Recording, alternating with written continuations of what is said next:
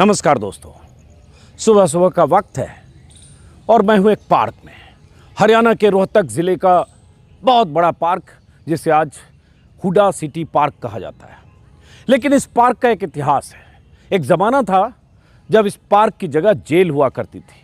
वो जेल जिस जेल में इमरजेंसी के दौरान इंदिरा गांधी की सत्ता को चुनौती देने वाले तमाम नेताओं को ठूसा गया था, आज यहाँ पार्क है। न जेल की दीवारें हैं, न जेल की छत है, लेकिन जेल की यादें हैं। क्योंकि यहाँ इस पार्क वाली जगह पर जो जेल थी, उस जेल में उस दौर में प्रधानमंत्री बाद में जो बने चंद्रशेखर, उप प्रधानमंत्री जो बने देवीलाल, लाल कृष्ण आडवाणी, जॉर्ज फर्नांडिस, पीलू मोदी, भैरव सिंह शेखावत, ऐसे तमाम दिग्गज, बीजू पटनायक, ऐसे तमाम दिग्गज इमरजेंसी के दिनों में जेल में जब ठूसे गए थे, दिल्ली से सरकारी वाहन में भरकर उन्हें जेलों की तरफ रवाना किया गया था, तो उन्हें रोहतक भेजा गया था और यहीं वो जेल थी। अब ये पार्क है, जैसा कि मैंने कहा। तो रोहतक मैं इसलिए आया हूँ क्योंकि हरियाणा की एक राजनीतिक धुरी है। रोहतक इसलिए क्योंकि किसी ज़माने में चौधरी देवीलाल यहाँ से चुनाव लड़ते थे। महम यहाँ पास में है, महम कांड भी हुआ था। रोहतक ज़िले की वो सीट जो बहुत कुख्यात हुई थी उस दौर में। और उसके बाद रोहतक, जहाँ से देवीलाल को 3 बार भूपेंद्र सिंह हुडा ने शिकस्त दी थी, 91, 96, 98। रोहतक, जहाँ से 4 बार उनके बेटे दीपेंद्र सिंह हुडा सांसद बने। रोहतक, जिसे जाटलैंड कहा जाता है। रोहतक लोकसभा की 9 सीटें हैं, 9 सीटों में से 7 सीटें कांग्रेस जीती। रोहतक ज़िले में 4 सीटें हैं, उसमें 3 कांग्रेस, 1 निर्दलीय महम।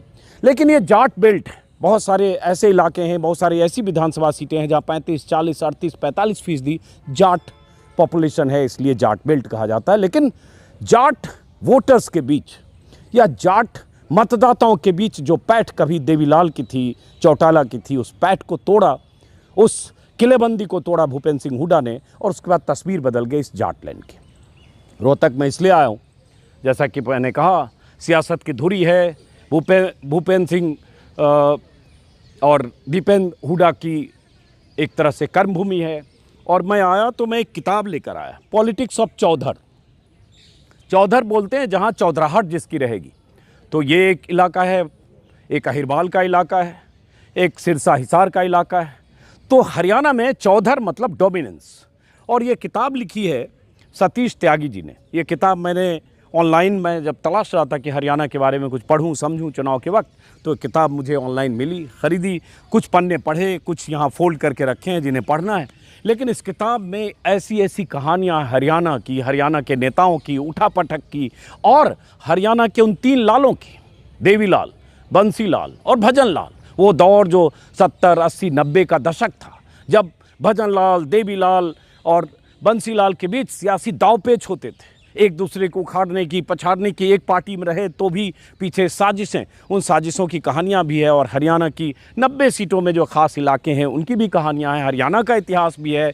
हरियाणा में ही, हरियाणा से ही गया राम आया राम वाली जो कहावत, जिसमें कहते हैं दल बदलू अवसरवादिता है, एक दिन में 3 बार पार्टी बदलने वाले शख्स को लेकर इस कहानी, इस किताब में जिक्र है, जो आज भी हम आप जानते हैं, गया राम आया राम। और दिलचस्प बात यह है, गया राम आया राम की कहावत जिनको लेकर गढ़ी गई, उनके पुत्र उदय भान अभी हरियाणा कांग्रेस के अध्यक्ष हैं। तो इस किताब का जिक्र इसलिए किया क्योंकि इस किताब के जो लेखक हैं पॉलिटिक्स ऑफ चौधर, सतीश त्यागी जी हैं। इन्हें मैंने आमंत्रित किया है रोहतक के सोडा पार्क में। नमस्कार, शुभ प्रभात। सुबह सुबह मेरे आग्रह पर आए। और दूसरे हैं धर्मेंद्र कंवारी साहब, गुरुकुल ऑफ पॉलिटिक्स, सही नाम बोल रहा हूँ? बिल्कुल। गुरुकुल ऑफ पॉलिटिक्स एक यूट्यूब चैनल चलाते हैं। और डॉक्टर सतीश त्यागी से धर्मेंद्र अक्सर हरियाणा की राजनीति पर बात करते हैं। टुकड़ों टुकड़ों में मैंने देखा है, जिसमें बारीकियाँ होती है, बहुत पॉलिटिकल जो नुआंसेज जिसको कहते हैं वो होता है। टिकट को लेकर, दांवपेच को लेकर, सियासी इतिहास को लेकर, अतीत को लेकर और भविष्य की संभावनाओं को लेकर, उसको लेकर विश्लेषण करते हैं। धर्मेंद्र सवाल पूछते हैं, सतीश जी जवाब देते हैं, और आपसी संवाद के जरिए बहुत कुछ जानकारी मिलती है। तो मुझे लगा कि ज़रा इन 2 शख्सियतों से जो हरियाणा की राजनीति पर लगातार अपने यूट्यूब के ज़रिए बात करते हैं, ज़रा उनसे सीधी बात की जाए। तो बहरहाल सुबह सुबह दोनों मेरे आमंत्रण पर आए और आपका बहुत बहुत स्वागत है। धन्यवाद। तो चूँकि आपकी किताब का नाम, वैसे किताब बड़ी महंगी है, मुझे ऑनलाइन ये 1200 रुपये में मिली। और मुझे लगता है अंग्रेजी की किताब भी मोटी मोटी होती है तो 600-700 में मिल जाती है, बड़ी बड़ी। ये पहले हैरान हुआ 1200, फिर लगा कि नहीं चलिए लेखक की किताब है पढ़। कह देते हैं थोड़ा भी हमें ये मालूम होता है तो हम आपको वैसे ही दे देते हैं। नहीं, लेकिन ये मेरा उसूल है कि मैं किताब खरीद कर पढ़ता हूँ। बताया था, इसलिए मुझे ज़्यादा दुख भी नहीं हुआ। नहीं नहीं, बिल्कुल अच्छी बात। मेरा उसूल है, मैं चाहता हूँ किताब खरीद कर पढ़ी जाए, ताकि लेखक ने अगर इतनी मेहनत की है तो उसका पारितोषिक उसे मिले। खैर, ये मैं ऐसे ही बोल रहा हूँ। अब इन दोनों का परिचय मैंने कराया। सबसे पहली बात, सतीश त्यागी जी, चूँकि आपने इस किताब में लिखा है पॉलिटिक्स ऑफ चौधर, इसकी हेडिंग है, किताब का नाम है, शीर्षक है, तो पहला सवाल तो फिर यही उठता है कि हरियाणा में इस बार किसका चौधर होगा? देखिए, जनता तो ये चाह रही कि परिवर्तन हो, और परिवर्तन हो तो जाहिर सी बात है कि भाजपा की सरकार जाए और कांग्रेस की सरकार आए। और कांग्रेस में भूपेंद्र सिंह हुड्डा, जिन्होंने एक्चुअल में ये नारा दिया था रोहतक की चौधर का, वो खुद नहीं कहते थे 2000 में इस बात को, उनके समर्थक जरूर कहते थे कि चौधर रोहतक में लानी है, जब चौटाला और देवीलाल का दौर था। हाँ, तो उन्होंने ये रणनीति अपनाई थी। बहुत सभ्य भाषा में ये इस्तेमाल किया गया, जो दोयम दर्जे के नेता थे, विधायक वगैरह, कि रोहतक की चौधर लानी है। भूपेंद्र सिंह हुड्डा खुद कभी इस बारे में बात नहीं करते थे, लेकिन वो मैसेज कन्वे हो जाता था कि चौधर रोहतक में आनी है। क्योंकि उससे पहले की जो चौधर थी 1968 से आप देखें 32 साल तक, उसमें चौधरी देवीलाल हैं, चौधरी बंसीलाल हैं, चौधरी भजनलाल हैं, तीनों के तीनों बागड़ी बेल्ट से आते थे। तो चौधर, अच्छा, बागड़ी बेल्ट भी बताते जाइए, क्योंकि बहुत सारे लोगों के समझ में नहीं है। एक्चुअल में जो पुराना हिसार जिला है वो बागड़ी बेल्ट है। आज तो हिसार के टुकड़े होके कहीं भिवानी बन गई, दादरी बन गई, सिरसा बन गया। तो जो पूरा हिसार का रीजन है, जहाँ राजस्थानी कल्चर का प्रभाव है या राजस्थान से जुड़ता हुआ एरिया, वो बागड़ी बेल्ट है। चौधरी देवीलाल का परिवार भी राजस्थान से आया था, मूलतः बीकानेर से। तो हमारी जो देश वाली बेल्ट की पटियर हो, जहाँ रोहतक है, सोनीपत है, झज्जर है, किसी ज़माने में ये पूरा एक ही जिला होता था। देश वाली बेल्ट के जो जाट समुदाय है, उसको ये इच्छा जागी कि चौधर अब बहुत होगी, 32 साल बागड़ी बेल्ट में, इसको रोहतक लाया जाए। मतलब उधर से सिरसा की तरफ से इधर जी रोहतक लाया जाए। हाँ, और उसका भी एक अतीत इसलिए है कि रोहतक की चौधर पहले यहाँ थी। एक ज़माने में, मैं बता रहा हूँ आपको, द्वितीय विश्व युद्ध के बाद, पहले युद्ध के बाद में चौधरी छोटू राम सबसे बढ़िया फिगर रहे हैं, एक पॉलिटिकल कल्ट हैं। तो चौधरी उनके नाम के साथ जुड़ा राजनीति में, थोड़ा चलते भी रह सकते हैं। हाँ, तो उस चौधरी छोटू राम की जो विरासत थी, उसकी एक कमी महसूस हो रही थी इस क्षेत्र को, कि अब नेतृत्व हमें करना चाहिए। वो ये भी मानते थे कि उसके बाद नेतृत्व हमें ही मिलना चाहिए था उनके जाने के बाद में, लेकिन वो ट्रांसफ़र उधर हो गया बागड़ी बेल्ट में। तो फिर धीरे धीरे ये चाहत जब जगी तो उसको शब्द दिए चौधरी भूपेंद्र सिंह हुड्डा ने। तो यहाँ लोगों में एक भाव आया कि जो चौधर हमने कभी खोई थी, उसको हासिल करने का ये स्वर्णिम अवसर है। और भूपेंद्र सिंह हुड्डा ने ये नारा दिया 2000 में, और धीरे धीरे वो चौधर यहाँ ले ही आए। और आज फिर वही स्थिति है कि फिर से वो नारा तो नहीं है, लेकिन एक छटपटाहट है कि जो चौधर हमने 10 साल पहले खो दी थी, उसे हमें फिर से हासिल करना। इसमें एक रोचक बात और है कि जो 10 साल मुख्यमंत्री रहे, लगभग 9.5 साल, मनोहर लाल खट्टर, वो भी रोहतक में पैदा हुए। हाँ, लेकिन बावजूद इसके रोहतक के लोग चौधर से अपने आप को कनेक्ट नहीं कर पा रहे। मनोहर लाल खट्टर उनके लिए चौधरी नहीं है। अच्छा, चौधर से जब बात करते हैं तो इससे कुछ जातीय श्रेष्ठता का भी बोध है क्या? चौधर मतलब चौधरी, चौधरी मतलब जाट, ऐसा भी कुछ है? भाई, बात 36 बिरादरियों की करते हैं, लेकिन बात जब होती है तो जाटों की हो जाती है, जाटलैंड की हो जाती है, जो मैंने अपनी भूमिका में भी कहा। असल में हुआ क्या है कि किसान जातियाँ जो रही हैं ना ब्रिटिश टाइम में, उनको ब्रिटिश प्रेशर मिला हमेशा, क्योंकि यहाँ से दोनों वर्ल्ड वार में रिक्रूटमेंट सबसे ज़्यादा रोहतक क्षेत्र से हुई है। तो एक एक्सपोजर इनका हुआ ग्लोबल। उस समय यहाँ के लोग गए वहाँ पे विदेशों में लड़ाई लड़ने, और जब वो लौट के आए सैनिक, तो उन्होंने पूरी दुनिया देखी, और उन्होंने फिर ये तय किया कि यहाँ पे शिक्षा संस्थानों की बड़ी कमी है जो होनी चाहिए। तो उसी दौर में आप देखिए कि जाट शिक्षण संस्था खड़ी हुई, वैश्य शिक्षण संस्था खड़ी हुई जिसकी नींव महात्मा गांधी ने डाली, गौड़ ब्राह्मण संस्था हुई थी, सब जातीय संस्थाएँ हैं सारी की सारी, शैक्षणिक संस्थाएँ जितनी भी हैं। अब चौधरी छोटू राम के जाने के बाद वो जो मैंने कहा ना एक छटपटाहट थी, फिर से उसे पाने की कोशिश थी, उसी क्रम में सारी की सारी चीज़ें हुई। अब जहाँ तक जातीय श्रेष्ठता का बोध है, तो जातीय श्रेष्ठता नहीं, पहले ये क्लास पॉलिटिक्स थी, किसान वाली बात।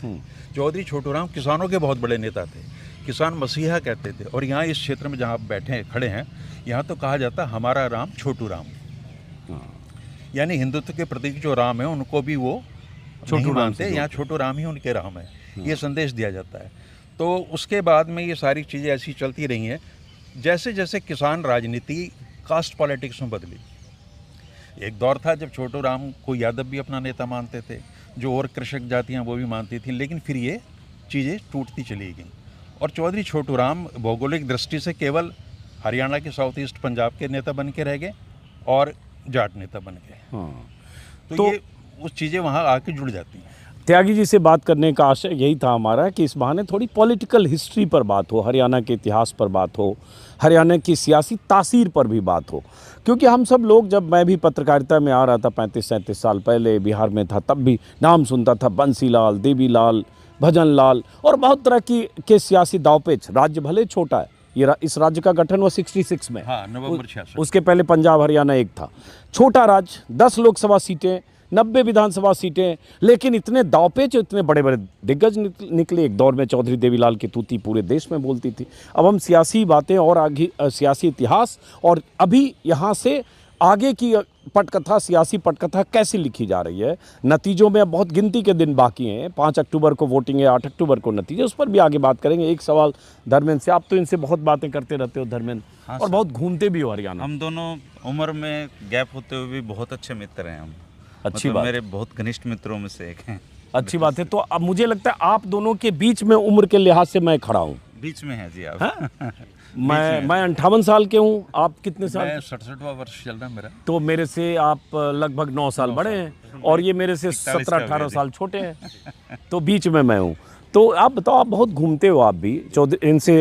चौधरी साहब मेरे मुंह से निकल रहा था, त्यागी जी, ये बताओ पहले एक भी पश्चिमी उत्तर प्रदेश में त्यागी त्यागी तो और चौधरी में पश्चिमी गणना होती है। हाँ, लेकिन वो पश्चिमी यूपी में होते हैं। हाँ, तो हाँ। पश्चिमी यूपी के त्यागी हैं आप, यहाँ तो मैं त्यागी। पश्चिमी उत्तर प्रदेश हूँ, बिजनौर से हूँ। चौधरी वहाँ त्यागी भी होते हैं, लेकिन हमने चरण सिंह को अपना चौधरी माना ओके। पॉलिटिकली। ओके, और आप यहाँ कब शिफ्ट हो गए? मैं 77 में आया था यहाँ। अच्छा, 77 47 वर्ष हो गए मेरे को। अच्छा, चलिए अब इनसे बात करें। तो धर्मेंद्र ये बताइए, आप भी इतना घूम रहे हो, कल भी शायद आप भिवानी गए थे। जी, जी। आपको किसकी चौधराहट इस बार, चौधराहट से मैं सत्ता से मेरा मतलब है, वो क्या दिख रहा है आपको देखिए हरियाणा सर, में? ये जो पूरा चुनाव आप हरियाणा का देख रहे हैं, आप भी सिरसा तक घूमे हैं। ये चुनाव इस बार माहौल और मैनेजमेंट का चुनाव है। हाँ। माहौल इस बार कांग्रेस के साथ है और मैनेजमेंट दुनिया की जो सबसे बड़ी पार्टी जिसको कहा जाता है बीजेपी, उसके साथ है। 10 साल उनको हरियाणा में राज करते हुए हो गए और एक स्ट्रॉन्ग एंटी इनकम्बेंसी उनके बीच में पैदा हो गई। आप जब लोगों से मिलते हैं और जब बातें करते हैं तो उनके भाव में भी वो चीज़ दिखाई देने लग जाती है। बीजेपी इस बार काफ़ी परेशान है इसको नंबर्स को लेके, और उनकी हालत फील्ड में बहुत ख़राब है। तो उन्होंने अपना जो मैनेजमेंट है, आप 2 तैयारियां, चुनावी तैयारियों को देखिए। एक तरफ कांग्रेस है जिसकी टिकटें लास्ट मिनट तक बांटी गई। राहुल गांधी के पास 90 मिनट भी 90 टिकटें देने के लिए नहीं थे, लेकिन बीजेपी ने अपनी टिकटें न केवल बहुत सॉलिड प्लानिंग से बांटी, बल्कि एक जगह तो कांडा के लिए नाम भी वापस ले लिया। मतलब ये अपने आप में दिलचस्प है दिलचस्प कि बात 90 है। में से 89 सीटें पर बीजेपी दुनिया- 89 पर है और एक सीट वापस ले ली, कि जिसकी दुनिया- 10 साल से सरकार है। कि जो पार्टी खुद को बहुत अनुशासित पार्टी कहती है, मूल्य सिद्धांतों वाली पार्टी कहती है, उन्होंने कांडा के लिए अपना नामांकन वापस ले लिया। और हैरानी की बात है, जब हम दिल्ली वगैरह जाते हैं तो लोग हमसे पूछते हैं, पत्रकार साथी, कि आप कांडा को कैसे जिता देते हो। अब उनको कैसे बताएं कि बीजेपी ऐसे जिता देती है कांडा को। तो कांडा हो या फिर कहीं और हो, बीजेपी ने इस बार जो उनकी प्लानिंग है वो एक सॉलिड प्लानिंग है कि ऐसे निर्दलियों को जिताया जाए बहुत ज़्यादा, जो उनकी सरकार बनाने में मदद कर सकें। लेकिन कांग्रेस की वेव है, लोग सत्ता को यहाँ से हटाना चाहते हैं। कांग्रेस की वेव है आप कह रहे हाँ जी, बिल्कुल। ये माहौल वर्सेस मैनेजमेंट का चुनाव है। माहौल कांग्रेस का अच्छा है, मैनेजमेंट बीजेपी की अच्छी है। तो आज की तारीख में आपको कांग्रेस का अगर दिख रहा है, वेव दिख रहा है, मतलब कांग्रेस की सत्ता में आने की गुंजाइश देख रहे हैं आप? कांग्रेस की सत्ता में आने की गुंजाइश इसलिए है सर, क्योंकि आपको लोकसभा चुनाव का पैटर्न देखना पड़ेगा। अब काफ़ी कुछ साफ हो जाती हैं। वो 10 थे, ये 0 थे। ये हाफ, मतलब दोनों हाफ वो हाफ 10 से 5 आ गए, ये 0 से 5 चले गए। वोट प्रतिशत लगभग बराबर था, लेकिन लोकसभा चुनाव के जो मुद्दे हैं, विधानसभा लेकिन चुनाव के मुद्दे बीजेपी हैं, के बरक्स अगर देखें, कांग्रेस को बहुत जबरदस्त जंप मिला वोट जंप परसेंट में, बिल्कुल। 43% वोट वो तो लगभग। अब किया ना जी उन्होंने, इन्होंने लूज किया है। तो ये कॉन्फिडेंस भी लूज कर गए उसके साथ, इनको भरोसा नहीं।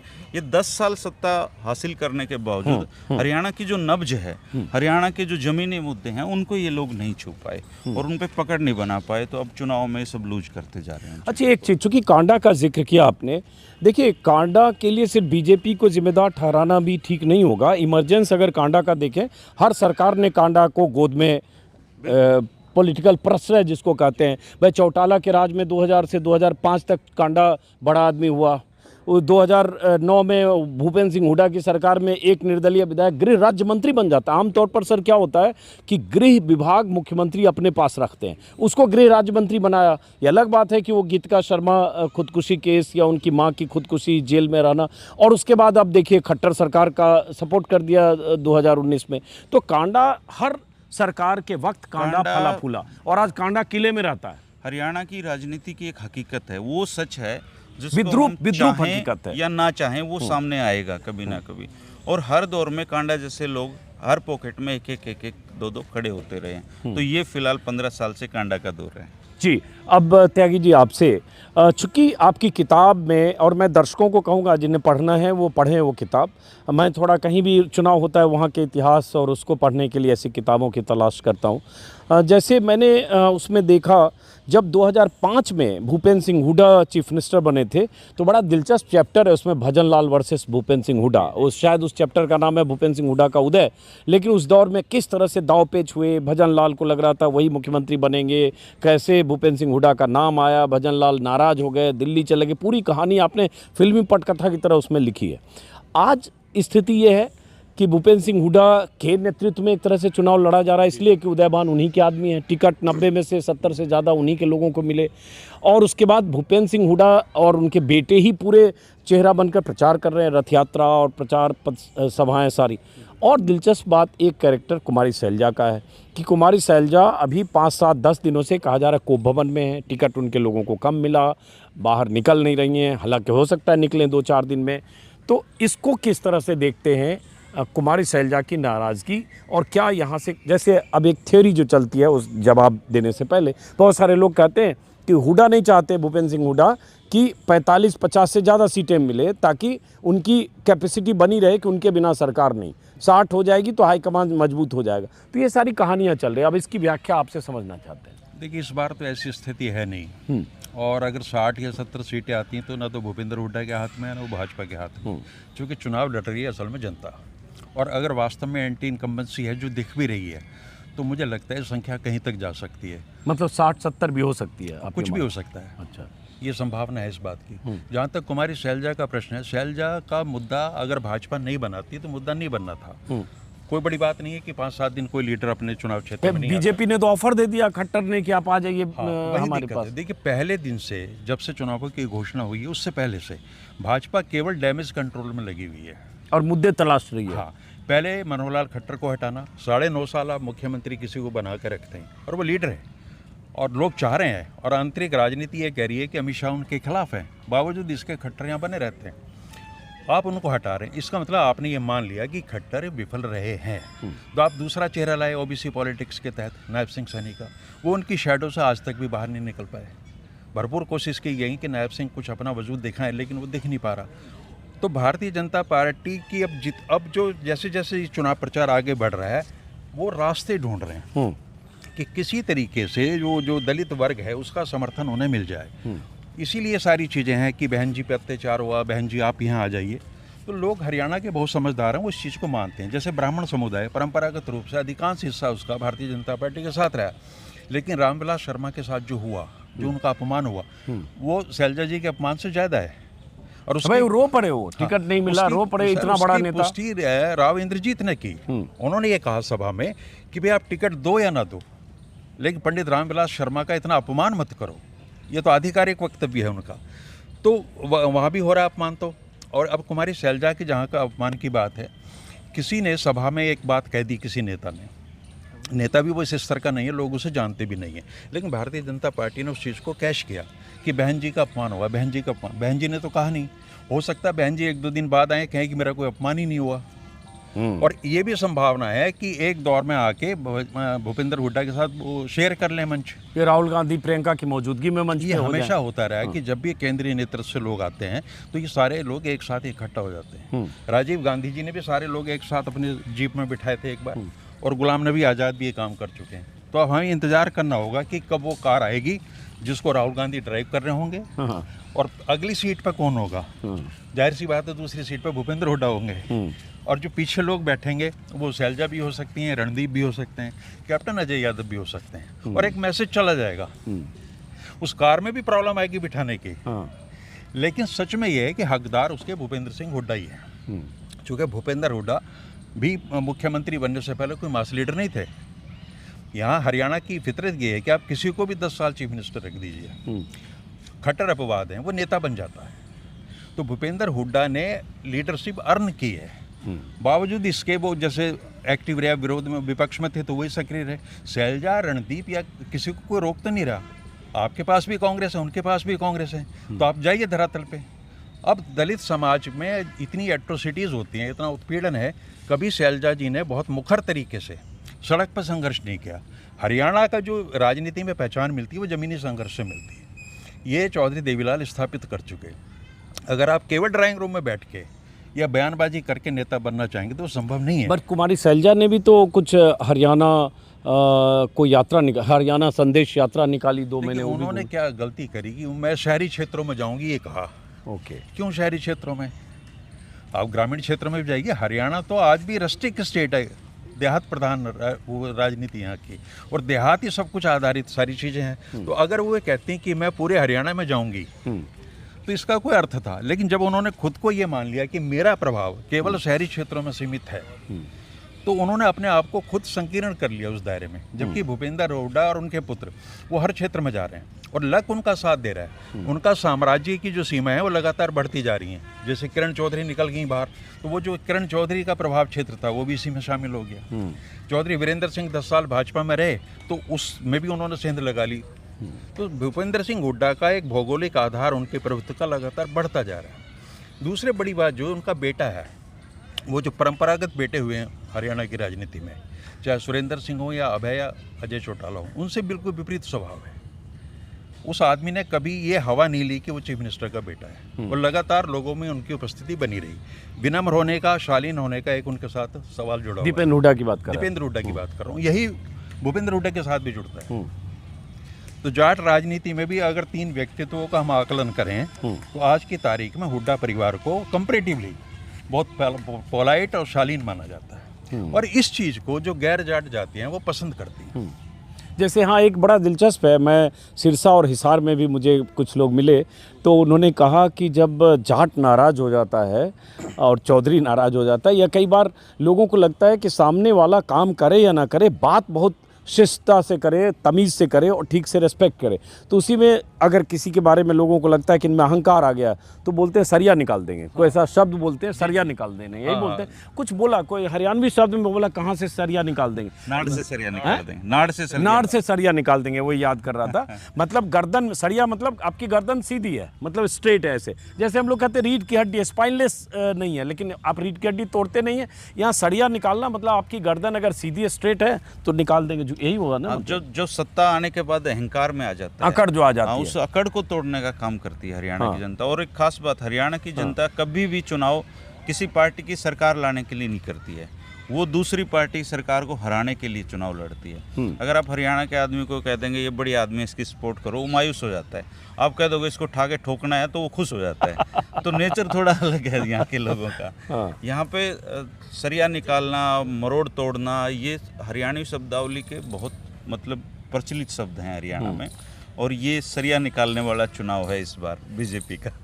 तो ये सही में इस स्थिति तक है इस बार बीजेपी? बिल्कुल है, स्ट्रॉन्ग एंटी इनकम्बेंसी है सर। 20 साल में मैंने तो किसी सरकार के खिलाफ ऐसी एंटी इनकम्बेंसी नहीं देखी। नहीं, लेकिन ये कहेंगे तो फिर तो मैं हुड्डा का वो आंकड़ा दूंगा, जब हुड्डा 10 साल सत्ता में रहने के बाद 15 सीटों पर आ गए। एंटी इनकम्बेंसी 15 सीटों पर हुड्डा आ गए। सेम एंटी इनकम्बेंसी थी, जो हो सकता है ये भी 15 पे आ जाएं बीजेपी वाले। हाँ। जो आज हुड्डा साहब को 10 साल बाद ये खोज के हरियाणा के लोग ला रहे हैं, इन्हीं लोगों ने 10 साल पहले हुड्डा साहब को बाहर किया था। तो सेम पोजीशन पे अब बीजेपी है, उन्हीं वही हुड्डा साहब इनको अपने वाली पोजीशन पे 10 साल पहले वाली पोजीशन पे लाने की कुव्वत आज के दिन रखते हैं। बहुत ज़्यादा एंटी इनकम्बेंसी है, हो सकता है बीजेपी 15 पे आके टिक जाए। अच्छा, त्यागी जी से बात करने से पहले एक सवाल, चूंकि आप भी बहुत घूम रहे हो, आज की तारीख में ऐसी कुछ सीटें बताओ जो वीवीआईपी सीटें हैं जहां लगता है बीजेपी फंसी है। करनाल में सर, जहाँ पे मनोहर लाल जी मुख्यमंत्री रहते हुए विधायक थे, जहाँ पे नायब सैनी जी विधायक थे, वो करनाल सीट फंसी हुई है सर। आप इनकी पोजीशन का अंदाज़ा लगाइए सर कि चुनाव के लास्ट मोमेंट तक मुख्यमंत्री को ये नहीं पता था कि मैं कहाँ से चुनाव लड़ूंगा। वो कह रहे थे मैं करनाल से चुनाव लड़ूंगा और लाडवा से लड़ा दिए गए। प्रदेश अध्यक्ष कह रहे थे कि वो लाडवा से चुनाव लड़ेंगे। चलिए प्रदेश अध्यक्ष की, उनको लाडवा जाना पड़ा। और प्रदेश अध्यक्ष का हाल क्या है कि मैं चुनाव ही नहीं लड़ूंगा जी। हरियाणा में जो चुनाव छोड़ने वाले जो लोग हैं उनकी अच्छी इमेज नहीं बनाते लोग। यहाँ तो लड़ाका किस्म के आदमियों को पसंद करते हैं। तो मोहनलाल बड़ोली जी उसी दिन फेल हो गए जब उन्होंने ये कहा कि मैं चुनाव नहीं लड़ूंगा, और नायब सैनी जी उस दिन गच्चा खा गए जिस दिन उन्होंने ये कहा कि मैं करनाल से चुनाव लड़ूंगा, और टिकट मिली उनको लाडवा से। तो खुद उनकी जो लाडवा सीट है वो फंसी हुई सीट है सर इस बार। तो जब मुख्यमंत्री की सीट फंसी हुई है और उनका प्रदेश अध्यक्ष चुनाव ही नहीं लड़ना चाहता, तो आप हालत का तो हो गया, लाडवा हो गया। और जैसे तोशाम की क्या खबर है, जहां से किरण चौधरी की बेटी श्रुति चौधरी चुनाव लड़ रही हैं? तोशाम की खबर ये है सर कि आज के दिन अनिरुद्ध चौधरी मुकाबले में है और वो चुनाव निकाल सकता है। और गोपाल कांडा की क्या खबर है, सिरसा की? गोपाल कांडा और गोकुल सेतिया का चुनाव वो चुनाव है सर भगवान को भी नहीं पता क्या होने वाला है। अच्छा, और कुछ ऐसी सीटें बताओ जो अनिल विज की सीट? अनिल विज की सीट अगर चित्रा सरवारा को कांग्रेस पार्टी टिकट देती तो निश्चित रूप से अनिल विज इस बार हार रहे थे, लेकिन इस बार वहाँ मुकाबला तो अभी तो चित्रा सरवारा को कल पार्टी ने निकाल दिया अनुशासनहीनता में, और निर्दलीय आप निर्दलीय लड़ेंगे तो वो निकालेगी, प्रोसेस है उनका। लेकिन चित्रा सरवारा आज भी अंबाला कैंट की एक बड़ी नेता हैं और कोई बड़ी बात नहीं है वो अनिल विज को इस बार पटखनी दे दें। अच्छा, अब एक सवाल और, उसके बाद त्यागी जी के पास, क्योंकि दोनों चीज़ हम इतिहास भी और थोड़ा एक रिपोर्टर की तरह घूमते हैं, थोड़ा वर्तमान भी। तो जैसे अहिरबाल का बेल्ट, जहां 11 सीटें हैं, अगर सही बोल रहा हूँ, 11 सीटें हैं, जो वो भिवानी, महेंद्रगढ़, रेवाड़ी और गुड़गांव वाला इलाका है, और एक सीट जीटी रोड जहां 19 सीटें हैं शायद। हाँ जी, पानीपत, करनाल और अंबाला वाला बेल्ट है। तो इसको माना जाता है बीजेपी का गढ़। इसलिए जब पहली सभा प्रधानमंत्री मोदी की हुई तो कुरुक्षेत्र में हुई, महाभारत वाला कुरुक्षेत्र, और वहाँ से पहली सभा हुई। हालांकि कहा गया सभा बहुत सफल नहीं रही, लोग कम थे, लेकिन जहाँ से भी शुरुआत कुरुक्षेत्र से हुई। तो ये जो दो बेल्ट बीजेपी के हैं, वहाँ भी बीजेपी कमज़ोर है या वहीं से बीजेपी गेन करेगी, जो इधर उनको जाट बेल्ट में, चाहे रोहतक में या सिरसा में या इधर जींद में जो नुकसान होगा उसकी कुछ भरपाई होगी?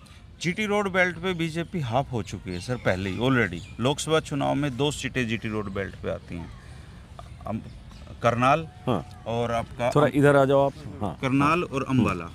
तो अंबाला में कांग्रेस पार्टी के कैंडिडेट जीते हैं, करनाल में मनोहर लाल जी जीते हैं, और उससे साथ सटा हुआ है सोनीपत में कांग्रेस। तो जीटी रोड बेल्ट जो स्ट्रॉन्ग हैंड था कांग्रेस बीजेपी का 10 साल पहले, वो तो ऑलरेडी उनके हाथ से खिसक चुका है। अब अंदाजा लगाइए जब करनाल में वो लोग फंसे हुए हैं तो उनकी हालत क्या होगी। तो जीटी रोड बेल्ट ऑलरेडी उनसे जा चुका है। और अहिरवाल की आज के दिन पोजीशन ये है कि 11 में से मैक्सिमम अच्छे से अच्छा रिजल्ट ये होगा कि 7 सीटें बीजेपी जीत जाए, बाकी सीटें वहाँ भी कांग्रेस जीतने वाली है। ओके, तो ये तो हर जगह से बुरी खबर बता रहे हैं बीजेपी के लिए, क्या वाकई ऐसा है? जैसे ये भी आरोप आजकल लगता है पूर्वाग्रह, कि पत्रकार विश्लेषक भी पूर्वाग्रह से। ये पूर्वाग्रह भी जनता ही देती है हमें। हमारे अपने तो है नहीं। अगर आप 100 लोगों से यहाँ बात करेंगे तो उसमें से 70 लोग ये कहेंगे कि कांग्रेस की वेव है, ये भाजपा को जाना चाहिए। तो उसी आधार पर हम लोग अपनी ओपिनियन बनाते हैं।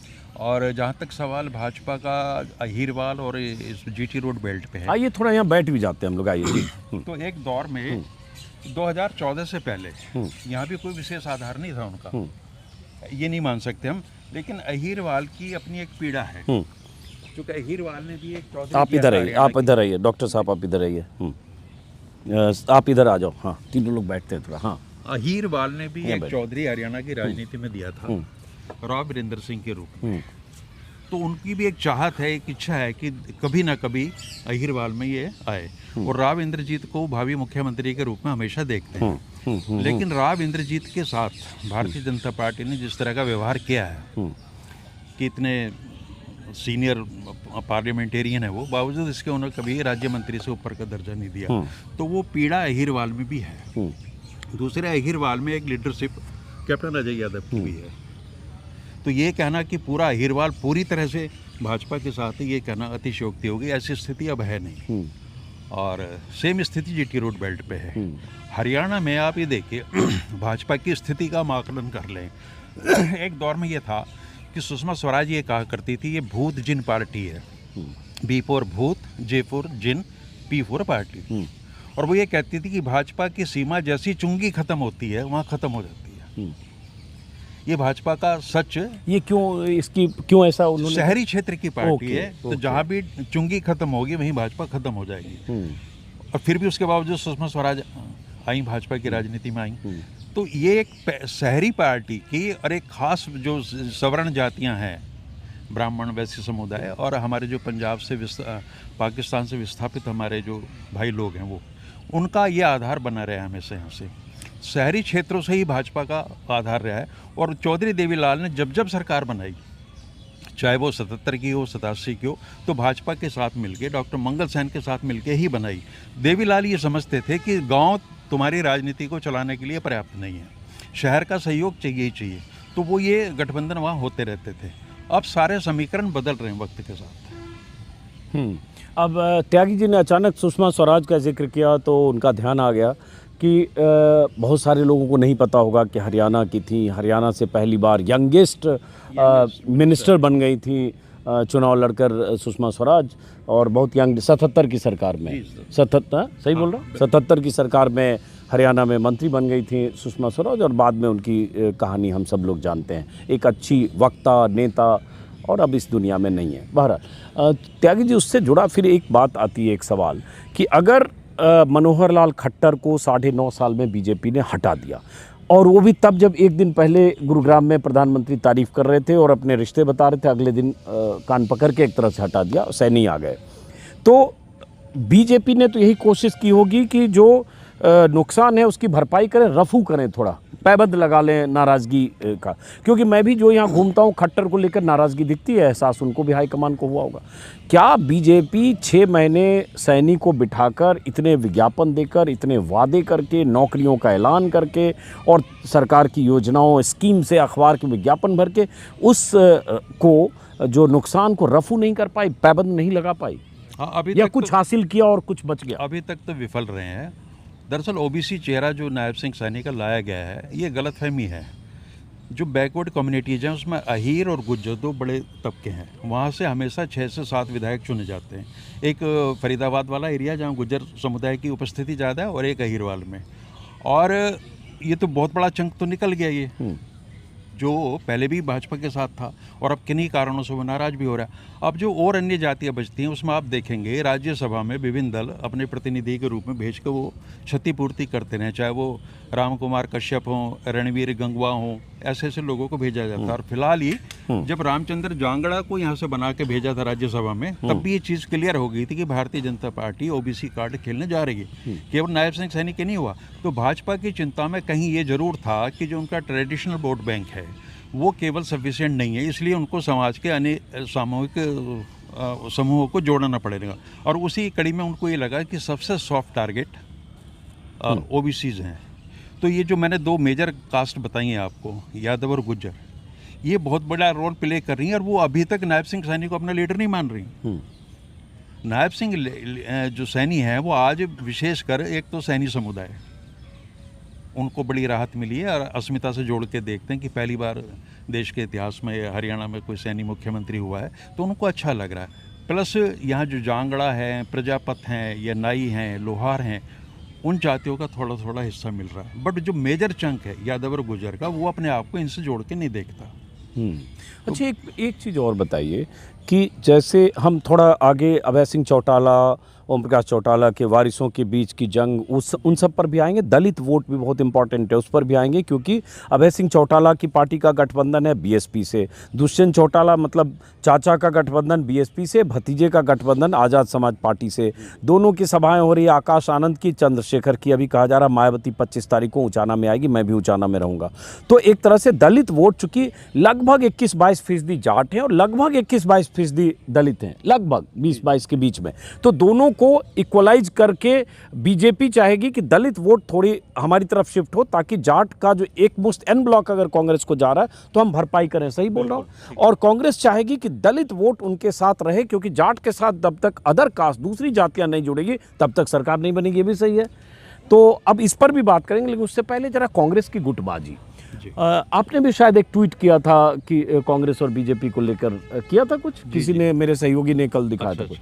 तो या आपके नाम से ट्विटर कोई और तो नहीं चला रहा है आजकल? ये भी होता है, नहीं चला, कोई दूसरा? मैं फेसबुक पे एक्टिव रहता हूँ। अच्छा, फेसबुक ही होगा शायद, फेसबुक ही होगा शायद। खैर, तो मैं कह रहा हूँ जो ये कहा जा रहा है कि कांग्रेस की गुटबाजी, अब गुटबाजी मतलब ये तो गुटबाजी ही है कि शैलजा नहीं आ रही हैं, या पहले कहा जाता था SRK, शैलजा, रणदीप और किरण, बाद में हो गया SRB, उसमें चौधरी वीरेंद्र सिंह जुड़ गए। तो ये गुटबाजी का कोई नुकसान भी है? जैसे कुछ लोगों को लग रहा है कि जो माहौल 1 महीने पहले था, 20 दिन पहले था, इन सब की वजह से टिकट बंटने के बाद उसमें कुछ गिरावट आई है कांग्रेस के ग्राफ में। क्या ये सही है? देखिए, अभी अंजुम जी एक्चुअल में क्या है, हवाओं की लड़ाई हो रही है। कांग्रेस ने एक हवा बनाई, अब बीजेपी धरातल पर उतनी प्रभावी नहीं है, तो उस हवा को कैसे कम किया जाए, वो सारे प्रपंच रचे जा रहे हैं। दलित वोट उनको चाहिए, ये भी हकीकत है। दलित वोट का कुछ शेयर, दलितों की 3 कैटेगरी हैं यहाँ पे, उसमें चमार जाति हैं, धानक हैं, वाल्मीकि हैं, तो वहाँ भी पूरी रणनीतिक तौर से राजनीति चल रही है। तो भाजपा एक्चुअल में बहुत समझदारी से बड़ा माइक्रो मैनेजमेंट करके चीज़ों को कर रही है, लेकिन जैसा मैंने कहा, सब डैमेज कंट्रोल का पार्ट है।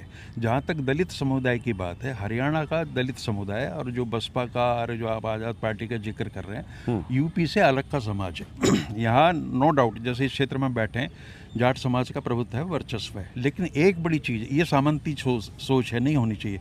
बट यहाँ का जाट बहुत उदार है। मैं पश्चिमी उत्तर प्रदेश में जाता हूँ या बिहार में जाइए, बाबू जगजीवन राम तो हुए हैं, लेकिन कोई चौधरी नहीं हुआ। यहाँ चौधरी चांदराम भी हुए हैं, या शैलजा के पिता भी चौधरी दलवीर सिंह हुए हैं, या चौधरी जगन्नाथ भी हुए हैं। और यहाँ जो जाट समुदाय के जो मुख्य गोत्र हैं, वो दलित समुदाय के लोग इस्तेमाल करते हैं। पश्चिमी उत्तर प्रदेश में आप इस चीज़ की कल्पना भी नहीं कर सकते, और बिहार में तो हम कतई भी नहीं कर सकते। तो यहाँ जो समाज, ये 36 बिरादरी के भाईचारे की बात बार बार जो हो रही है ना हरियाणा में, सिर्फ हवाई नहीं है, हवाई नहीं है, वो दम है उसमें। अब जैसे सोनीपत और रोहतक, 2 किले ऐसे, मैं इनको जाटों का मक्का मदीना बोलता रहूँ हमेशा, और इस पे पिछली बार दोनों ब्राह्मण सांसद हो गए। तो भारतीय जनता पार्टी ने तो सिद्ध कर दिया, पोलराइजेशन बड़ा सक्सेसफुल भाई। 19 में पिता पुत्र दोनों हार गए, रोहतक से, सोनीपत लेकिन से। अब अगली बार जब चुनाव होते हैं तो 3.5 लाख वोटों से दीपेंद्र हुड्डा का जीतना इस बात का परिचायक है, प्रमाण है कि जो सोशल इंजीनियरिंग का ताना बोना भारतीय जनता पार्टी ने बुना था, उसकी धज्जियां उड़ गई। अगर ये मार्जिन 50,000 तक भी रहता तो बात समझ में आती, लेकिन 3.5 लाख इतना ह्यूज मार्जिन है। इसका मतलब हरियाणा का जो समाज है, उसने कहीं महसूस किया कि हम गलत दिशा में बढ़ रहे हैं। ये राजनीति हमें कहीं ऐसी जगह ना ले जाए जहाँ से लौटना मुश्किल हो। हरियाणा के मतदाता की आपको दाद देनी पड़ेगी कि बहुत जागरूक हैं, बहुत समझ है। और मैं हमेशा ये कहता हूँ, हरियाणा में नेता राजनीति नहीं करते, हरियाणा की जनता राजनीति करती है, और वो इनको फोर्स कर देती कि तुम्हें राजनीति करनी पड़ेगी। रोहतक और सोनीपत से दोबारा, और सोनीपत में देखिए ब्राह्मण सांसद बना, वो भी हरिद्वार से ले आए, पहले से कोई उनका वैसा था नहीं। तो ये मतलब इस बेल्ट में तो सबसे ज़्यादा पोलराइजेशन हुआ है। हाँ, ब्रह्मचारी। तो अब मैं इस चीज़ की बड़ी बड़ी तायद भी करता हूँ और प्रशंसा करता हूँ कि यहाँ की जो सामाजिक एकता है वो वास्तव में कोई लफाजी नहीं है, उसकी बहुत डीप रूटेड है। वो कहते हैं ठीक है, एक सीमा तक तो आप राजनीति वगैरह कर लो, लेकिन हमारे भाईचारे को चोट मत पहुंचाना। अच्छा, एक सवाल इससे जुड़ा हुआ है कि जैसे बाहर से जब दिल्ली में पॉलिटिकल एनालिस्ट बात करते हैं, जो जाट वर्सेस अदर्स बात करते हैं, जाट और गैर जाट बोलते हैं कि जैसे जाट ज़्यादा लामबंद होता है, दूसरी जातियाँ टूटती है, और जब तक ये इस तरह से नहीं होगा कि दोनों मिक्स करके होगा, तब तक कोई सरकार नहीं बनती है। और इसलिए बीजेपी कांग्रेस को इस तरह से चिन्हित भी करने की कोशिश करेगी कि जाटों की पार्टी है, या जाटों का यहाँ ज़्यादा प्रभुत्व है, ताकि दूसरी जातियां बिद के, जैसे दूसरे राज्यों में भी होता है। उसकी ज़मीनी स्थिति क्या है? बहुत बड़ी नासमझी है कि हरियाणा में केवल जाट ही प्रभुत्व रखते हैं। अहिरवाल में तो जाट नहीं है। हाँ। वहाँ की 10-11 सीटें, वहाँ से तो यादव ही विधायक चुने जाते हैं हमेशा। हरियाणा की हर सीट रिजर्व है अंजुम जी, हर एक सीट रिजर्व है। 2 रोड लड़ेंगे, रोडों की अलग कॉन्स्टिट्यूंसी हैं। पंजाबी शहरी क्षेत्र के हैं, उनकी सारी की सारी रिजर्व है। हमारे रोहतक शहर में केवल एक बार यहाँ से स्थानीय विधायक बने, मतलब लोकल बोलते हैं, बनिया समाज के, जो अभी बत्रा है। अदरवाइज 1952 से लेके देवराज सेठी से लेके आज मनीष ग्रोवर, भारत भूषण बत्रा, सब पंजाबी समुदाय के भी। ऐसे ही शहरी क्षेत्रों में सीट आरक्षित हैं, ग्रामीण क्षेत्रों में आरक्षित हैं। जहाँ गुज्जर प्रधान सीटें, वहाँ से हमेशा गुज्जर ही बनता है। यादव में यादव बनता है, रोड में रोड बनता है, सैनी में सैनी बनता है। हालत इतनी है कि आपको एक सैनी बहुल क्षेत्र में मुख्यमंत्री को लाना पड़ रहा है। तो जाति यहाँ की सच्चाई है, नो डाउट, इसमें कोई बात नहीं तो है। पूरे लेकिन देश की सच्चाई है, हाँ, कहीं कम कहीं ज्यादा, बिल्कुल लेकिन बिल्कुल। तो जाट डोमिनेंस आप मान सकते हैं 25 से 28 सीटों पे है, लेकिन 60-62 सीटें तो ऐसे हैं जहाँ जाट मैटर नहीं कर रहा, तो वहाँ और तरह की डोमिनेंस हैं। तो भारतीय जनता पार्टी ने वो राजनीतिक दल है, उसको ये करना चाहिए, राजनीति ठीक है उनकी। अब आप देखिए जाटों में भी एक बड़ी समस्या आ रही है। हमारे यहाँ बेरी विधानसभा क्षेत्र है जहाँ लगभग 40 वर्ष से रघुवीर सिंह कादियान है, कादियान गोत्र के हैं। वहाँ भारतीय जनता पार्टी ने वीरेंद्र पाल अहलावत को एक बार लड़ाया, चूँकि दूसरा जो मुख्य गोत्र है वहाँ अहलावत है, या फिर कहीं राठी आ रहे हैं, तो गोत्रों की भी वर्चस्व है विद इन कास्ट। हाँ, वही जैसे मैं जुलाना गया तो बताया फोगाट गोत्र, राठी गोत्र, तो गोत्र जाट, मतलब जाट भी के भीतर गोत्रों की डोमिनेंस वहाँ भी है। और मजे की बात यह है कि भूपेंद्र सिंह हुड्डा के खिलाफ भाजपा ने प्रयोग किया सतीश नंदल को लाके, चूँकि नंदल एक बड़ा गोत्र है यहाँ पे, और नंदल जो उनका गाँव उसके भी बहुत वोट हैं, और उस आधार पर वोट मिलते भी हैं, ऐसी बात नहीं है। लेकिन इस बार उन्होंने प्रयोग किया कि भी 2-3 बार हम कर चुके, सतीश नंदल नहीं जीत पा रहे हैं, तो इस बार वो हुड्डा गोत्र से ही लाए। तो कोई भी राजनीतिक दल है इस वर्चस्व को तोड़ने की भरपूर कोशिश कर रहे हैं, वो गोत्र के जरिए तोड़ने की कोशिश कर रहे हैं। और जाट गैर जाट भाई अगर वो जाति को नहीं तोड़ते या उनकी मंशा नहीं होती तो कोई ज़रूरत नहीं थी कि लाडवा से सैनी को जाकर लड़ाए, क्योंकि जितने जाट हैं उतने लगभग सैनी है, तो वो भी खोज के लाए ना। स्थिति तो ये है, मैं हमेशा कहता हूँ कि अगर आपने जात पात की राजनीति तोड़नी है तो मैं तो तब मानूंगा जब किसी भी सामान्य सीट से जहाँ एक जाति विशेष का प्रभाव है वहाँ से आप किसी ऐसे व्यक्ति को जिता दें जिसका कोई आधार ही नहीं जो है। अभी अयोध्या फैजाबाद में हुआ ना, हाँ, हुआ। वहाँ पासी अवधेश पासी जीत गए, तो वो स्थिति तो बन नहीं रही। जनरल सीट से रिजर्व। तो यहाँ मैं कह रहा हूँ कि गोत्र भी ये चाह रख रहे हैं कि अब हमारे गोत्र का बनना चाहिए, और उनकी नई पीढ़ी आ रही है, वो टिकट की दावे कर रही है। पूरी जाट बेल्ट में स्थितियाँ आ रही हैं। तो ये कोई ऐसी परमानेंट फिनोमिना नहीं है। और रही बात ये जाट गैर जाट की, जो भाजपा के बारे में कहा जाता है कि इनको थोड़ा सा 2016 के जो यहाँ जाति आरक्षण को लेकर दंगे हुए थे उससे नए डायमेंशन तो मिले हैं, लेकिन ये तो बहुत पहले से है चीज़, आज की चीज़ नहीं है। इसका तो मैंने अपनी किताब में जिक्र किया है, 100 साल की है, 100 साल से ही चल रहा है। सबसे पहला चुनाव मैं आपको बता रहा हूँ, जब चौधरी छोटू राम ने लड़ा, राजनीतिक दल भी नहीं होते थे 1920 में, तो वो आते थे ओलियाणु गोत्र से चौधरी साहब। तो उस समय के शहरी तबके ने उनके खिलाफ स्वरूप सिंह रिसालदार को खड़ा कर दिया, वो गुलिया गोत्र से आ रहे थे। 2 गोत्रों की लड़ाई हुई, 100 साल पहले की बात देखिए आप। और चौधरी छोटू राम अपने जीवन का पहला चुनाव हार गए। फिर रिसालदार जी ने इस्तीफा दिया, उपचुनाव हुआ, चौधरी छोटू राम सदन में पहुंचे। तो ये कोई आज की बीमारी नहीं है, with in Congress Jat non Jat चल रहा है। आप देख रहे हैं ना, शैलजा और हुड्डा क्या है, वही है ना। या भजनलाल और भूपेंद्र क्या था, वो भी जाट गैर जाट था।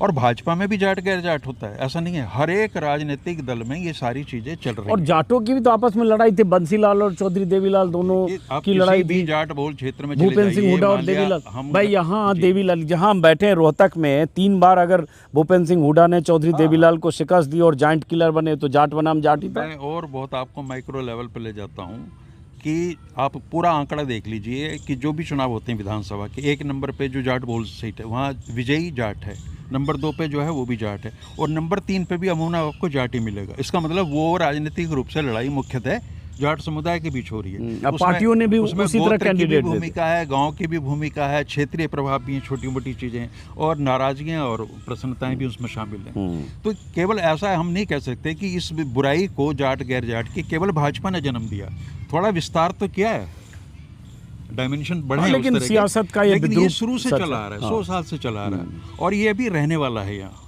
जब तक हमारी नई पीढ़ी आके इसको नहीं संभालेगी, 20-30 साल बाद हरियाणा के समाज में बड़े क्रांतिकारी परिवर्तन हो रहे हैं, ऐसा नहीं है। आज आप किसी 20-30 साल के नौजवान से बात कीजिए, विशेषकर शहरी और कस्बाई क्षेत्र में, तो वो इन चीज़ों से आज ही जा चुका है और वो एक नया चेंज चाह रहे हैं।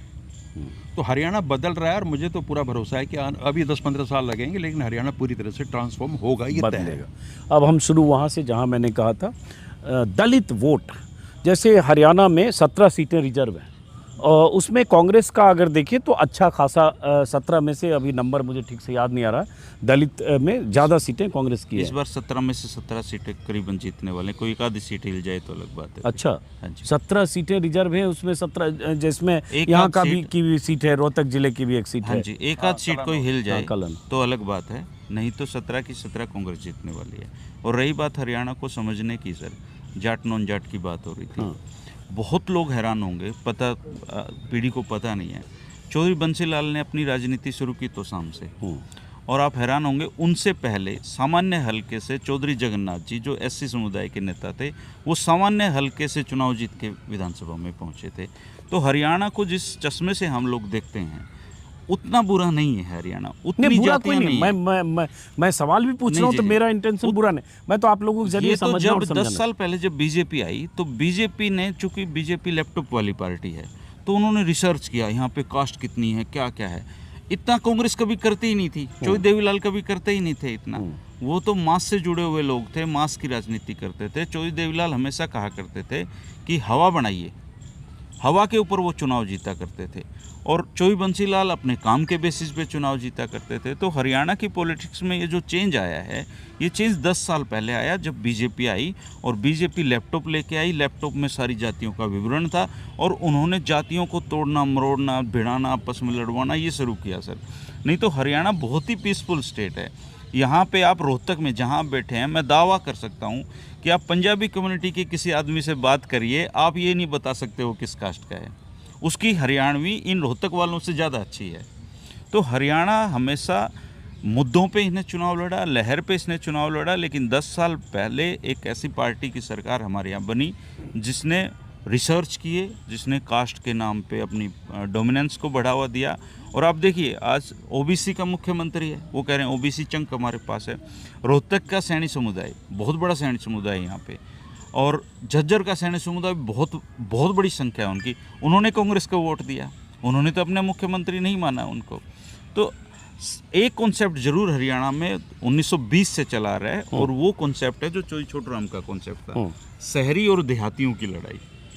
शहरी क्षेत्रों में बीजेपी 10 साल राज करने के बावजूद शहरों से बाहर पांव नहीं जमा पाई अपने, वो आज भी शहरों में सिमटी हुई। इसलिए चौधरी देवीलाल जब सत्ता बनाते थे तो बीजेपी को अपने साथ ले लेते कि शहरी सीटें कुछ हमारे पास आ जाएंगी। आज बीजेपी 10 साल राज करने के बाद वापस से दोबारा 10 साल पीछे चली गई है, वो शहरों में ही सिमट गई है।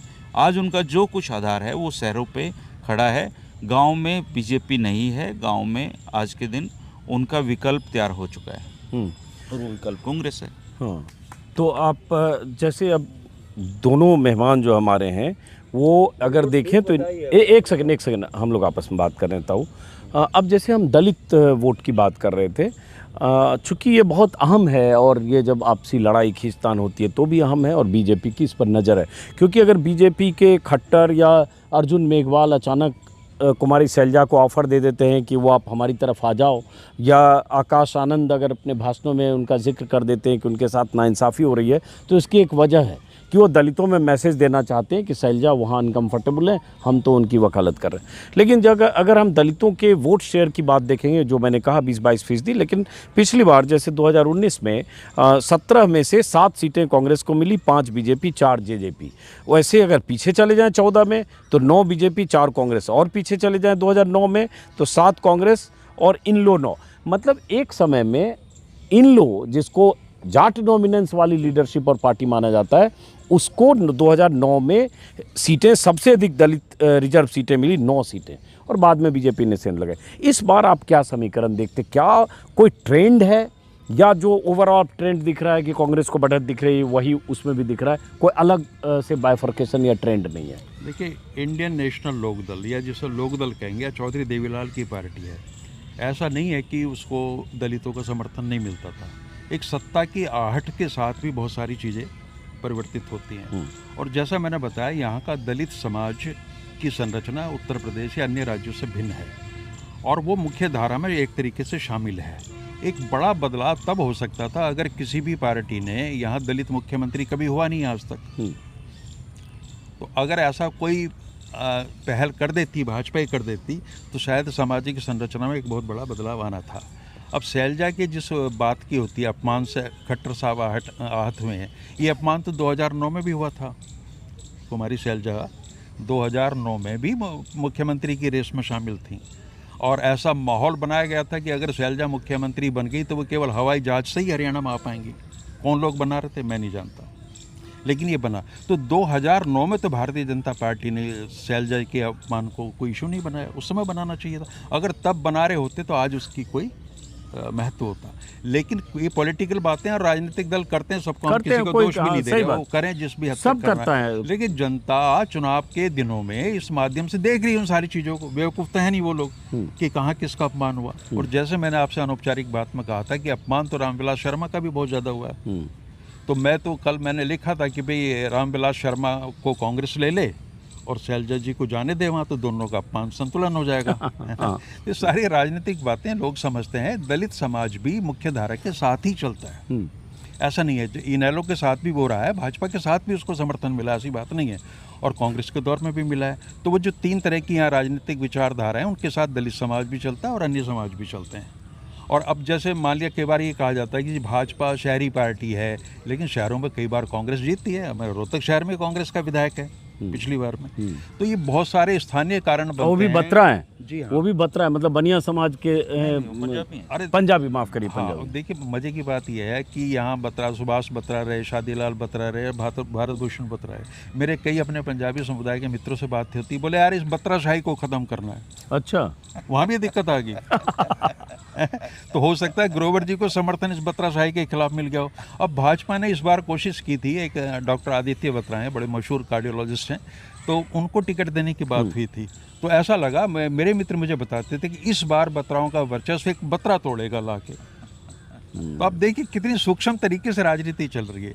वहाँ जातियाँ भी हैं, गोत्र भी हैं, सामाजिक समूह भी हैं, तो ये सब चल रहा है राजनीति में, स्वाभाविक चीज़ है। तो दलित समुदाय भी ऐसा बंधा हुआ नहीं है किसी एक के साथ रहेगा। जहाँ उसको लगेगा कि जहाँ उसको सुरक्षा है, जहाँ उसका भविष्य है और जहाँ उसको ज़्यादा संभावनाएं नज़र आती हैं, तो वो आते हैं। कि जो यहाँ का दलित समुदाय है, वो भी अपने हित अहित को भली भांति समझता है और वो कोई नासमझी में वोट नहीं करता और किसी दल विशेष से बंधा नहीं है। लेकिन एक परंपरागत छवि ये रही है कि दलित, एक दौर में जब कांग्रेस का वर्चस्व पूरे देश में होता था, तो आमतौर पर चौधरी अपने बाबू जगजीवन राम की वजह से वो जुड़ा रहता था वहाँ पे। लेकिन अब हरियाणा में जिस जैसी उनको संभावनाएं नज़र आती हैं, उसके हिसाब से उनमें बदलाव है। अब देखिए शैलजा के अपमान की बात हो रही है, लेकिन उनका तो प्रदेश अध्यक्ष उदय भान है, वो भी दलित ही हैं। तब उनको उससे भी प्रॉब्लम थी। और कांग्रेस का राष्ट्रीय अध्यक्ष भी दलित हैं। तो अगर ये बात ठहर नहीं पा रही तरक्की की दृष्टि से, और जो मैंने कहा कि अगर शैलजा के अपमान के प्रति वो थोड़ा चिंता 2009 में भी दिखा देते तो अब ज़्यादा बेहतर रहता। तो ये जो चल रहा है, जो डैमेज कंट्रोल की पॉलिटिक्स चल रही है कि कम से कम हमारा नुकसान हो और हम किसी तरीके से जो हमारी सोच है सीटों की वो बढ़ जाए, उसके तहत ये सारी चीज़ें हो रही हैं। अच्छा, ये बताइए एक सवाल कि अगर आपको लगता है कि कांग्रेस की लहर चल रही है या कांग्रेस आगे है या कांग्रेस को बढ़त है या कांग्रेस को एज है जो जिससे लगता है कांग्रेस की सरकार बन जाएगी, तो इसकी बुनियाद क्या है, बेसिक क्या है जिसकी वजह से लोग, जनता बीजेपी को हटाना चाहती है और कांग्रेस को लाना देखिए, चाहती है? पहली बात तो ये है कि लोग 10 साल में ऊब जाते हैं, परिवर्तन उनको चाहिए। ऐसा तो है नहीं कि उनके, देखिए मज़े की बात है, एंटी इनकम्बेंसी भाजपा की है। एंटी इनकम्बेंसी 10 साल पहले हुड्डा सरकार की अभी भी कायम है। भाजपा के लोगों से आप मिलोगे तो वो उस 10 साल की तुलना करते हैं कि हुड्डा के शासनकाल में ये हुआ, ज़मीन घोटाले हुए, फलाना हुआ, ढिमकाना हुआ, बापू बेटा खा गए। एंटी इनकम्बेंसी तो उनकी भी चल रही है और इनकी भी चल रही है। लेकिन इसके बीच में लोग अपना, उनको निर्णय करना है कि कौन सी ज़्यादा महत्वपूर्ण। तो एक तो जो ऊब पैदा हो जाती है वो है। नंबर 2, भारतीय जनता पार्टी, थोड़ी आप उसके विज्ञापन देखिए, वो क्या कह रहे हैं कि ऑनलाइन सारी चीज़ें होने से हमारा जीवन सहज हो गया। वहाँ पर जो उनका प्रचार तंत्र है, ऑनलाइन से तो लोग परेशान है। यहाँ पोर्टल और ऑन साइड से परेशान, आम आदमी को दिक्कत हुई, उसकी समझ वो टेक्नोलॉजिकली बहुत ज़्यादा एडवांस नहीं है और इसने एक नए किस्म के भ्रष्टाचार को भी जन्म दिया है। तो भाजपा बजाय इसके कि वो अपनी थोड़ी सी राजनीतिक समझदारी दिखा के गलती महसूस कर ले कि हम इसको लागू करेंगे, लेकिन पहले लोगों को ट्रेंड करेंगे ताकि ये चीज़ें, देखिए वक्त की ज़रूरत है, ऑनलाइन तो होना ही होना देर सवेर, लेकिन आप अपनी गलत चीज़ पर अड़े हुए हैं अभी तक। नंबर 2, उनका प्रचार तंत्र यहाँ सीमित है कि हमने दूरियाँ कम कर दी नेशनल हाईवेज़ के जरिए। आप जाएंगे हरियाणा में नेशनल हाईवेज़ भरे पड़े, लेकिन ये भी तो देखो हाईवेज जो चल रहे हैं वो जिन सड़कों से जुड़े हुए हैं, वो सड़कें तो कांग्रेस के टाइम में बनी है ना। अब आदमी इतना बेवकूफ़ नहीं है कि वो आपके प्रचार में आ जाएगा। और नेशनल हाईवे बने हैं, बहुत अच्छी बात है, बनने चाहिए, लेकिन जो टोल टैक्स की समस्या है ज़्यादा से ज़्यादा, उससे भी लोग आहत हैं। तो कई सारे मोर्चों पे भारतीय जनता पार्टी को इस समय विनम्रता दिखानी चाहिए थी कि हमसे कुछ गलतियां हुई हैं, लेकिन ये पार्टी और इसका नेतृत्व इतनी जिद पे अड़ जाता है कि मानने को तैयार ही नहीं, चाहे विनाश हो जाए। तो ये समझदारी भाजपा नहीं दिखा पा रही है। कांग्रेस के प्रति कोई बहुत ज़्यादा प्यार नहीं है कि लोग परेशान हो रहे हैं, वो शासन देखे उन्होंने, लेकिन यही है कि भाई अब और कोई विकल्प नहीं है। एक बार पलट के देखते हैं। लेसर इविल, जो छोटी बुराई है, जो हर बार एक बड़ी बुराई आ जाती है सत्याग्रह में, तो फिर से वो बार बार उसको ट्राई कर रहे हैं। विकल्प कोई हरियाणा में इन दोनों पार्टियों का बन नहीं पा रहा है। हाँ, अब ये है कि अगर कांग्रेस आती है तो उसको अपने अंदर आमूल चूल परिवर्तन करना होगा। जो उस पर आरोप लगते हैं उसको उनको मानना होगा। अब तो राजनीतिक दृष्टि से वो नहीं मानेंगे इस समय, लेकिन उनको भी अंदर पता है गलतियाँ कहाँ हुई। अगर उनको सुधार के अगले 5 साल में वो कुछ करेंगे तो कांग्रेस का भी भविष्य है, और भारतीय जनता पार्टी विनम्रता दिखाते हुए थोड़ा सा अपने आप को ठीक करे। दोनों दलों में सुधार की गुंजाइश है, नीतियों में भी और नेतृत्व के स्तर पर भी। अगर यही परंपरा चलती रही तो हरियाणा अभी और 15-20 साल इन्हीं चीज़ों में उलझा रहेगा, जो कि तीसरा विकल्प मुझे दूर दूर तक कहीं नज़र नहीं आ रहा। तो अब तीसरे विकल्प पे इन्होंने बात की, तीसरे विकल्प पे भी बात करेंगे, लेकिन वही सवाल धर्मेंद्र आपसे कि क्योंकि आप बहुत घूमते रहते हैं। जब हम हरियाणा के बारे में बात करते हैं सर, तो हम जाति पे ज़्यादा बात करते हैं, लेकिन पिछले जो 10 साल हैं वो 10 साल मुद्दों का भी चुनाव है सर। मुद्दे बहुत हैं यहाँ पे, कि कोई अगर मुद्दों की खोज में निकलेगा यहाँ पे, तो अब पार्क में आप बात करते हैं, आप भी बहुत घूमते हैं। आप ये देखिए कि ये जो सरकार है 10 साल, जो बीजेपी की सरकार हरियाणा में रही, इन्होंने हरियाणा के हर समुदाय, हर वर्ग के साथ कुछ ना कुछ छेड़खानी करते रहे ये लोग। सबसे पहला तो आप ये देखिए, इन्होंने हरियाणा में जो पोर्टल शुरू किए, पोर्टल सुविधा के लिए शुरू किए थे, लेकिन पोर्टल बन गए अपराध सर इनके लिए। क्राइम का काम उन्होंने किया। मेरे पड़ोस में CSC सेंटर है, अगर आप केवल 1 घंटा वहाँ पे बैठ जाएंगे तो आपको पता चल जाएगा कि हर घर से एक पीड़ित व्यक्ति इन्होंने तैयार कर दिया जी। किसी के प्रॉपर्टी आईडी में माँ का नाम गलत चढ़ा हुआ है, किसी का बाप का गलत चढ़ा हुआ है, कोई मरा हुआ दिखा दिया है, कोई जिंदा है, किसी की उम्र गलत है, किसी की इनकम गलत है। इतनी खामियां हैं। कोई प्रॉपर्टी जो नहीं है उसमें चढ़ गया जिसका है। कल मेरे पास नगर निगम से फ़ोन आया जी शनिवार को कि जी आपके नाम एक दुकान है और एक मकान है। मैंने कहा वो दुकान वाले कागज़ भिजवा दो, मैं जाके उनको कब्जा कर ले लेता हूँ। बोले नहीं जी आपके नाम चढ़ी हुई हैं। तो मैंने कहा कहाँ है वो एक्चुअल प्रॉपर्टी? तो उन्होंने जब एड्रेस बताया तो जाके देख, 4 घर छोड़ के हमारे से जो आदमी है बेचारे ने दुकान खरीद रखी, वो मेरे नाम चढ़ी हुई है। तो ये इन्होंने उसने कास्ट की सीमाएं, जो कास्ट पॉलिटिक्स थी उसकी सीमाओं को भी तोड़ दिया। मैं कल इसी पार्क में था, हुड्डा पार्क में, तो एक सज्जन मिले। ऐसे प्रॉपर्टी आईडी की जिक्र हर जगह होता है, तो उन्होंने कहा कि मेरे घर में बेसमेंट नहीं है, लेकिन मेरी उसमें प्रॉपर्टी आईडी और जो भी डिटेल है उसमें बेसमेंट है। तो मैं तो कह रहा हूँ बेसमेंट के साथ मेरा मकान दे दो या बेसमेंट खुदवा दो। इनको प्रॉपर्टी आईडी सर, इनको फैमिली आईडी, ये इस सरकार की कब्र खोद दी इन 2 आईडी ने। और ख़ास बात यह है कि कभी इन्होंने ये नहीं माना कि इनमें खामियां थी। अब जाके इन्होंने कहा कि हम इनकी खामियां दूर कर रहे हैं। इसके अलावा सर, हरियाणा गांव का शहर है, गांव का एक प्रदेश है। इतना बड़ा इशू है प्रॉपर्टी आईडी, आपने बड़ा शब्द इस्तेमाल किया। सरकार को बदलने जा रहा है वो इश्यू सर। अच्छा, अब हर घर में एक पीड़ित व्यक्ति है, प्रॉपर्टी आईडी का या फैमिली आईडी का। फिर बुढ़ापा पेंशन इससे जोड़ दी सर। बुढ़ापा पेंशन में एक ताऊ बेचारा गुजारा कर रहा है 20,000 रुपये में, उसके फैमिली आईडी में वेतन चढ़ा दिया सर 2 लाख रुपए, 3 लाख रुपए। अब वो घूम रहा है CSC सेंटर में, जी मेरा ठीक कर दो, मेरी पेंशन रुक गई है इससे। तो वो एक जो बुजुर्ग हैं हमारे प्रदेश के 20 लाख के करीबन जो बुजुर्ग हैं, वो इस सरकार के लठ लिए बैठे हैं जी। हाँ, जैसे उसमें भी हुआ, लाडवा में मैं गया तो एक सड़क पे छोटा सा घड़ी बनाने वाला था, वो बहुत दुखी होकर मेरे वीडियो में बोला कि पहले 1 लाख चढ़ा, फिर 180 हो गया, फिर 3 लाख मेरा चढ़ गया, तो जो भी उसको सुविधाएं थी वो बंद हो गई, तो वो दुखी था, बहुत दुखी है। अब ये फिर ये बताओ, फिर प्रॉपर्टी आईडी, चूंकि हम थोड़ी विस्तार से चाहेंगे इस पे 5 मिनट समझें, दर्शक भी समझें क्या सोच के इन्होंने किया। कोई इंटेंशन तो अच्छा ही होगा। इंटेंशन अच्छा भी था और उसके पीछे थोड़ा कास्ट पॉलिटिक्स भी थी। एक्चुअली में जातिगत सर्वे तो ये करवा नहीं सकते, इससे थोड़ा कहते हैं कि हम थोड़े पार्टी विद डिफरेंस हैं। तो उन्होंने एक नया तरीका निकाला कि हम प्रॉपर्टी आईडी के माध्यम से डाटा कलेक्ट कर लेते हैं। तो वो डाटा कलेक्ट इन्होंने किया और उसका उपयोग भी किया इन्होंने, ऐसा नहीं कि नहीं किया, उसका उपयोग भी किया, नहीं तो इनकी हालत इससे भी ज़्यादा ख़राब होती।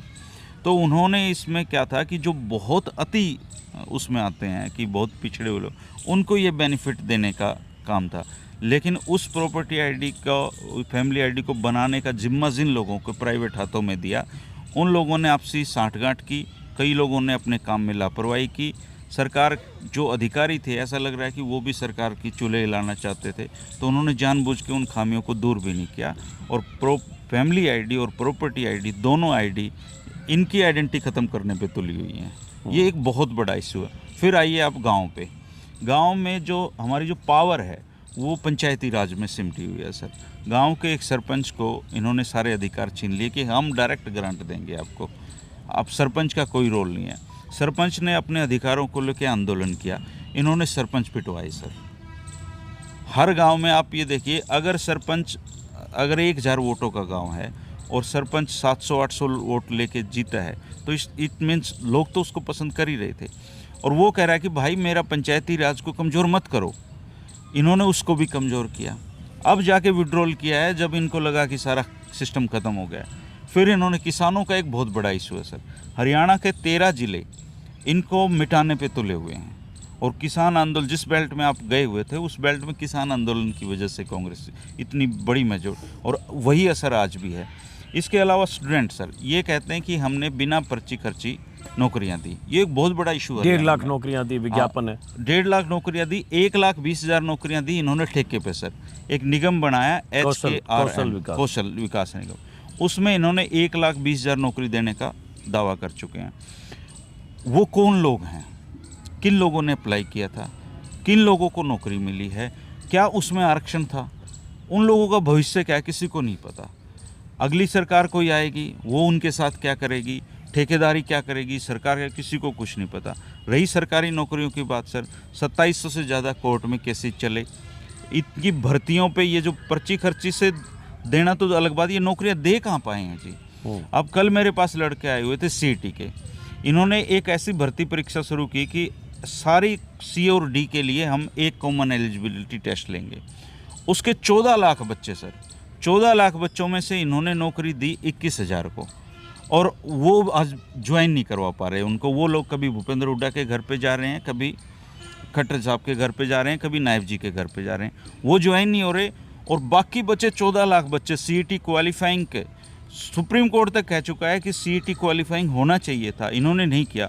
वो 14 लाख बच्चे इनको सबक सिखाने के लिए तैयार बैठे हुए हैं। मुद्दों का चुनाव है एक्चुअली में। ये जो चुनाव है, ये जो 10 साल में जो एक सांग होता है सर, आपने सॉन्ग सुने? हरियाणा में सांग होते हैं, लोकल परंपरा है। तो एक सांगी आया हुआ था और बहुत बेसुरा गा रहा था, तो लोग बड़े बोर हो रहे थे और कुछ कुछ कह रहे थे। तो एक आदमी लठ लेके उसके आगे से घूम रहा था, तो वो सांगी डर गया। तो उसने डरते हुए पूछा भाई क्या बात है? बोला नहीं तू तो गा, मैं तो उसको देखूंगा जो तुम लेके आया था। तो ये अच्छा, हमको लगा लठ वाला उसका बचाव के लिए आया था। अब तो लोगों ने सरकार का विरोध करना भी बंद कर दिया है। वो तो इंतजार कर रहे हैं वोटिंग का। अब तो लोग कह रहे हैं तू कर ले, जो करना तूने कर ले, अभी 1-2 महीना जो बच रहा है तूने जो करना हमारे साथ कर ले, अब हम तेरे साथ करेंगे। अच्छा ये बताओ, अब तो 1-2 महीना भी नहीं है, आज हम लोग हैं 23 तारीख है, आज शायद 10 दिन है कुल जमा। हाँ मतलब 9 दिन प्रचार के, 9-10 दिन और उसके बाद वोटिंग के। तो ये बताओ, मैं चूंकि ऑन रिकॉर्ड बात कर रहा हूँ, एग्जेजरेटेड फीलिंग तो नहीं आप लोग ये कर रहे हो, एग्जेजरेटेड बात तो नहीं कर रहे हो एकदम लहर चल रही है, ये चल रही है, या एकदम आपका जोड़ घटाव करके कैलकुलेशन है? सर 10 साल हरियाणा का आदमी, क्योंकि ये वीडियो देखने के बाद नीचे लोग कमेंट करने लगेंगे, बीजेपी वाले, आईटी सेल वाले, कि भाई इन दोनों को बैठाया, दोनों कांग्रेस समर्थक हैं, आप भी बीजेपी विरोधी हो, और सब मिलके कह रहे हो कि हरियाणा में बीजेपी की सरकार। देखिए सर, ये 10 साल में चेंज आए हैं। जब मोदी जी केंद्र में आए हैं उसके बाद चेंज आए हैं कि आपके सहूलियत के हिसाब की बात नहीं है तो आपको कोई सर्टिफिकेट दे दिया जाएगा। ऐसे सर्टिफिकेट आपके घर में भी तय लगी हुई है, मेरे घर में भी मैंने फ्रेम करा के रखे हुए हैं, उससे कोई फ़र्क नहीं पड़ना सर। अगर हमारे आप कहते हैं कि पाँव बढ़ती नहीं दिखे, अगर पाँव में आपके आग लगी हुई है, अगर आपको वही नहीं दिखाई दे रही तो दूर की आग कहाँ देख पाएंगे। अगर आपको अपनी दुख और तकलीफ़ों का ही एहसास नहीं है तो दूसरे की दुख तकलीफ़ें नहीं समझ सकते जी आप। हरियाणा में यही हो रहा है और इस सरकार को लोग चलता करेंगे सर। देखो आप ये देखिए, हमारे यहाँ किसी पार्क में आप बुढ़ों से चले जाइए, कांग्रेस ने एक नारा दिया है 6,000 रुपये बुढ़ापा पेंशन। चौधरी देवीलाल ने जब ये 100 रुपये बुढ़ापा पेंशन की थी, वो किसी बुजुर्ग के घर चले गए। चौधरी देवीलाल, हरियाणा में अगर कोई सच में मास लीडर हुआ है तो वो चौधरी देवीलाल थे। वो सुबह सुबह घूमने चले जाते थे, एक बुजुर्ग के घर पे चले गए, बोले चाय बनवा ले, तो उसकी आंखों में आंसू आ गए। उन्होंने कहा चाय तो दूध का जुगाड़ नहीं है, तो बोले क्या? बोले पैसे नहीं है, तो उन्होंने उसी दिन 100 रुपये बुढ़ापा पेंशन का ऐलान किया था। आज वो बढ़ती बढ़ती, आप पूरे देश में घूमते हो सर, कहीं पे सुना है आपने कि 6,000 रुपये बुढ़ापा पेंशन? ये तो कांग्रेस ने अपनी 7 गारंटी में कर दिया इस हाँ, बार। तो 12,000 रुपये, एक बुजुर्ग है और एक महिला है, अगर उनको 12,000 रुपये मिलेंगे, उनका घर तो बहुत ईजिली चलेगा। लेकिन एक सवाल फिर उसके बाद आएगा, त्यागी जी से भी पूछूंगा कि भाई आप इतनी योजनाएं, इतनी गारंटियां, 500 रुपये में सिलेंडर, बुढ़ापा पेंशन 6,000 और बेरोजगारी भत्ता भी देने लगेंगे, बहुत सारी चीज़ों के वादे कर रहे हैं, नौकरियों के वादे कर रहे हैं, 2 लाख नौकरियों के वादे कांग्रेस ने किए शायद, अगर मुझे ठीक से याद है। नौकरियों के लिए हरियाणा सरकार को 1 रुपए का बजट नहीं, बट ये बुढ़ापा पेंशन बहुत बड़ा फैक्टर होगा। फैक्टर है सर। हरियाणा की जो सेहत है, आर्थिक सेहत है सर, वो बाकी प्रदेशों से आज भी बहुत अच्छी है सर। अगर इसकी ग्रोथ पे थोड़ा, इंडस्ट्रियल ग्रोथ पे ध्यान दिया, कर्जा जो है हरियाणा पे कई गुना बढ़ा है पिछले 10 साल कर्जा बढ़ा है जी, और कर्जा पहले भी था, और इनको थोड़ा और इन्होंने बढ़ा दिया। अगर हरियाणा का सही मायने में, हरियाणा इतना सा हरियाणा 4 घंटे में आप उस कोने से उस कोने पहुंच जाएंगे सर। इस हरियाणा की डेवलपमेंट पे अगर ध्यान दिया जाए तो जब हम पंजाब से अलग हुए थे तो हरियाणा के आईएएस को पंजाब के आईएएस कहते थे, कहाँ फंस रहे हो, ये प्रदेश आपको वेतन भी नहीं दे पाएगा। उसके बाद चौधरी बंसीलाल जब सत्ता में आए तो उन्होंने प्रदेश के लोगों से आह्वान किया कि भाई हमारा प्रदेश है, हम इसको बनाएंगे, संवारेंगे और हरियाणा को भारत के उन्नत राज्यों में लेके जाएंगे। न केवल चौधरी बंसीलाल हरियाणा के विकास पुरुष कहे जाते हैं, लेकिन उस विकास पुरुष को बनाने में हरियाणा के लोगों का बड़ा योगदान है। हर आदमी हरियाणा की तरक्की के लिए लगा हुआ था सर। अगर इस सिस्टम को दोबारा से जोड़ा जाए, कोई ऐसा मुख्यमंत्री हमारे प्रदेश में आएगा जो एक सामूहिक नहीं, कोई ऐसा क्या, मान लो भूपेंद्र सिंह हुड्डा का ही नाम चल रहा है तो 10 साल तो रहे ही हरियाणा में, कोई बाहर से मंगल ग्रह से तो कोई आएगा नहीं। उस समय हरियाणा में कई मायनों में बहुत ठीक था जी, हरियाणा का नाम आप सुनते थे। अभी हरियाणा पिछले कई साल से बेरोजगारी में नंबर 1 है, तो ये डाटा है सर। मैं कोई आप बेरोजगारी में सीएम में आप कहीं भी देख लीजिए, हमारे बाद नंबर आता है राजस्थान का। तो हरियाणा छोटा जो खुशहाल प्रदेश है, अगर वो बेरोजगारी में नंबर 1 है तो 10 साल से जिनकी सरकार है उनसे सवाल पूछे जाएंगे। सही बात है त्यागी जी। अब जो मुद्दे हमने कोर इश्यूज बताए, अब क्या है, कंपटीशन है, बीजेपी और कांग्रेस दोनों भी। चुनाव के समय में क्या होता है, पार्टियां जो नहीं दे पाती है 5 साल और 10 साल जो नहीं दे पाती है वो भी देने के वादे करने लगती है। 15 लाख का तो लोग आज भी जिक्र करने लगते हैं, और हालांकि वो वादा खिलाफी फिर जिसकी बनेगी वो क्या कर पाएगा वो अलग बात। लेकिन इतने वादे कांग्रेस भी कर रही है, 7 गारंटी अभी आया, अभी मैनिफेस्टो सुनते हैं कई पन्ने के अभी आने हैं चंडीगढ़ से। बीजेपी भी बहुत सारी बातें कर रही है। तो ये इशू जनता के बीच, ये गारंटी और ये वादे, इस पर भी वोट होते हैं, ये वोट को प्रभावित करते हैं, या पहले से मूड बना लेते हैं इसको बिठाना है, इसको उखाड़ना है, और जो भी नेताओं के नैरेटिव के हिसाब से। देखिए, चीज़ें जो मुद्दे हैं इस तरह के मायने रखते हैं। जो बुढ़ापा पेंशन है 6,000 करने की, इसका असर होगा, निश्चित रूप से होगा। जिन लोगों की आय कम है और उनको अगर अब डबल पैसा मिलना शुरू हो जाएगा, करीब 2,500-3 हज़ार तो अभी भी मिलती है, और 6,000 एकदम से मिल जाए तो होता क्या है कि हरियाणा में एक राजनीतिक शब्दावली में एक शब्द था कि पहली कलम से, मतलब जिस दिन मैं बैठूंगा उसी दिन से ही चीज़ें लागू कर दूंगा। और चौधरी देवीलाल ने जब बुढ़ापा पेंशन स्टार्ट की थी वो पहली कलम से ही की थी। चौधरी बंसीलाल उस समय कहते थे कि देवीलाल तो कम पढ़े लिखे हैं, मैं BA LLB हूँ, मैं जानता हूँ सरकारें कैसे चलती हैं और ये संभव नहीं है।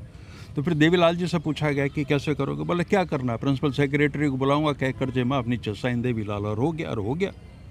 तो उनकी एक साख बन गई कि देवीलाल जो कहेगा वो होगा। भूपेंद्र सिंह हुड्डा ने अपने आते ही 1600 करोड़ के कर्जे माफ़ कर दिए। एक वो क्रेडिबिलिटी बन गई कि आदमी जो कहता है वो करता है। आगे करेंगे या नहीं करेंगे मुझे नहीं पता, लेकिन एक साख उससे जुड़ी, लोगों में ये भरोसा हो गया है कि पेंशन 6,000 होगी ही। सिलेंडर का तो भाजपा का भी उतना ही है, इनका भी उतना ही है। तो क्रेडिबिलिटी की बात है। लोग बाहर यहाँ से भी देख के कि अमित शाह ने वो यूपी में कहा था होली पे महिलाओं को एक सिलेंडर एडिशनल दिया जाएगा, वो नहीं दिया गया।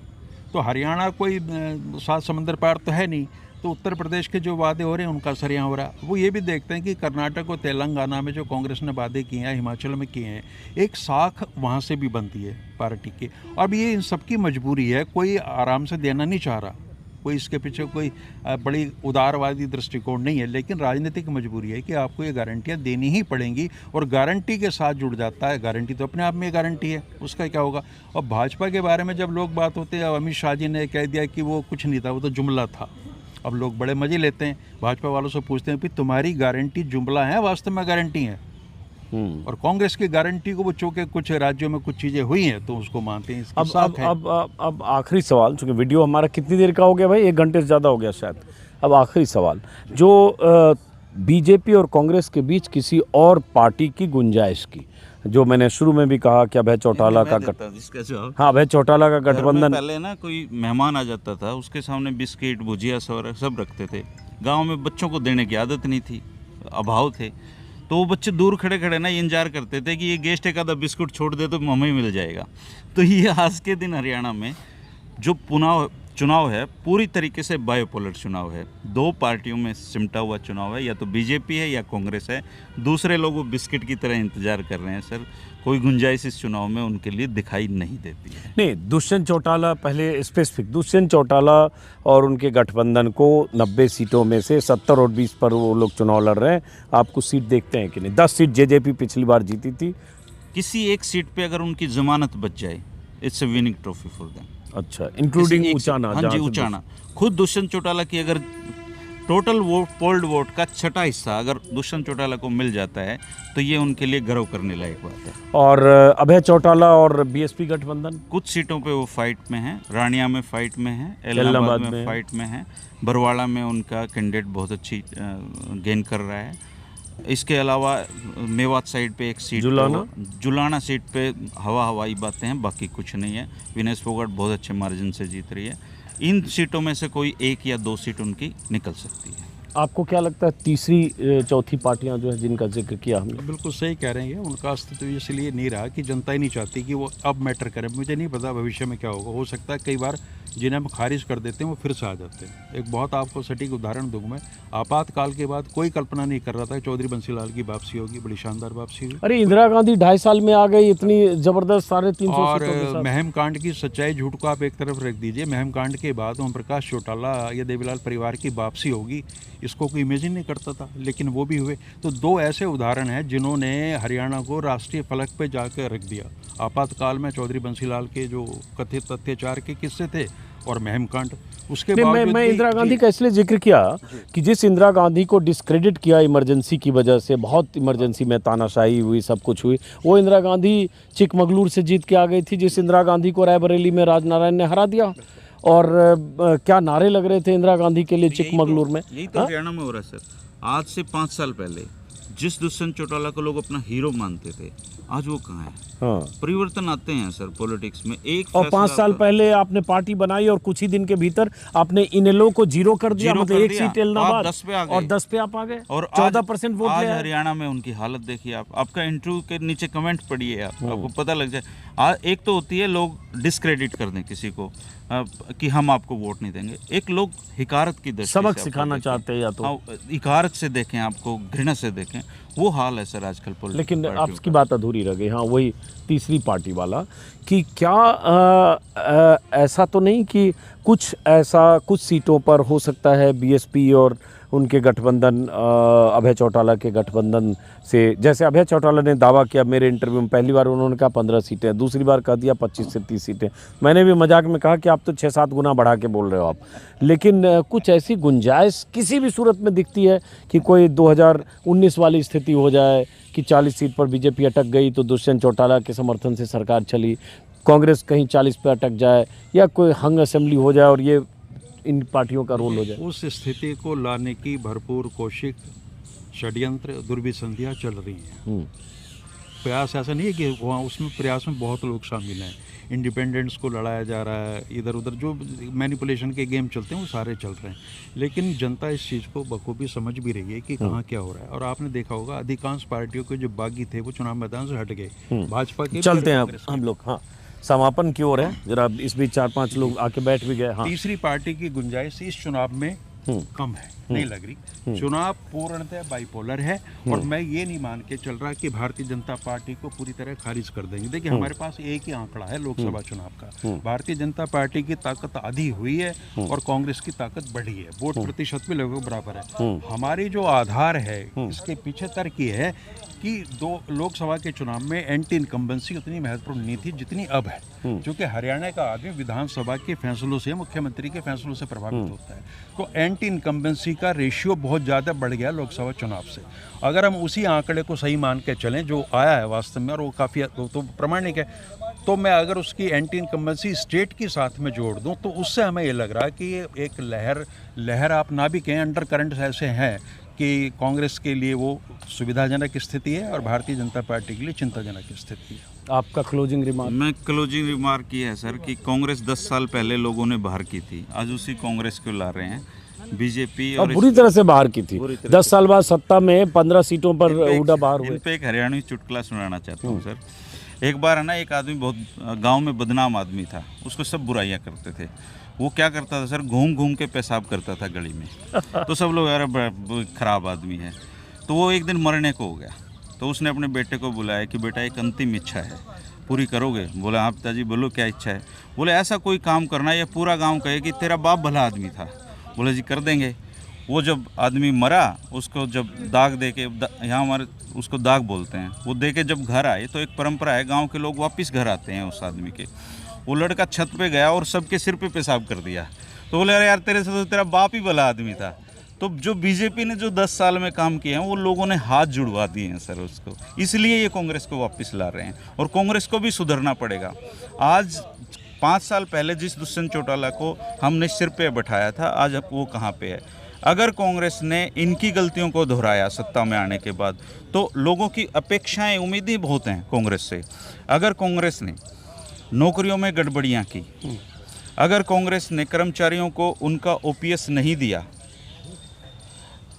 अगर कांग्रेस ने कर्मचारियों को उनका हक नहीं दिया, उनका ओपीएस नहीं दिया, बुढ़ापा पेंशन जैसा कमिटमेंट कर रहे हैं वैसा नहीं किया, 2000 रुपये नहीं डलवाए, और लोगों के जीवन स्तर में अगर सुधार नहीं किया, 7 गारंटियां फॉलो नहीं की, तो उनका हाल बीजेपी से भी बुरा होगा। और ये बीजेपी को तो 10 साल लगे हैं, कांग्रेस को तो लोग 1 महीना बर्दाश्त नहीं करेंगे अगर उन्होंने काम अच्छे नहीं किए तो।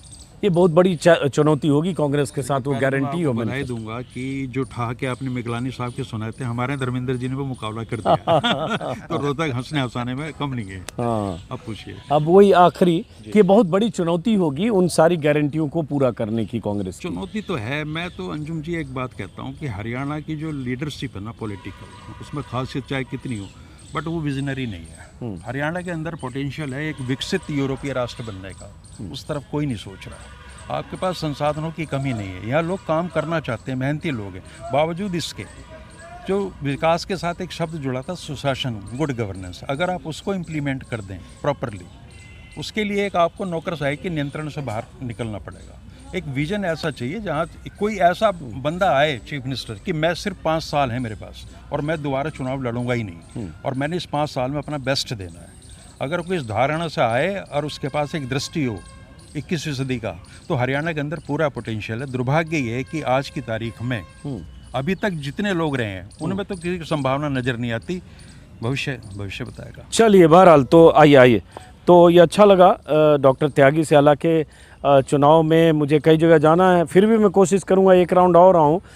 इस बार हमने समसामयिक बातें ज़्यादा की, लेकिन आपके साथ मैं थोड़ा हरियाणा के पुराने इतिहास के बारे में, सियासी इतिहास खास तौर से, वो बंसीलाल का दौर, वो भजनलाल का दौर, वो देवीलाल का दौर, उस समय की बहुत सारी कहानियाँ, किस तरह से भजनलाल देवीलाल को मात देकर मुख्यमंत्री बन गए थे, और देवीलाल मेरे ख्याल से हिमाचल चले गए थे शायद विधायकों को लेके, और यहाँ भजनलाल दिल्ली चले गए और तापसे थे गवर्नर शायद। जी। हाँ, बहुत सारे किस्से हैं, तो उन किस्सों पर भी फिर कभी कोशिश करेंगे, क्योंकि उस किताब में ऐसे किस्से हैं कि देखिए बहुत वक्त ले रहा है वो किताब।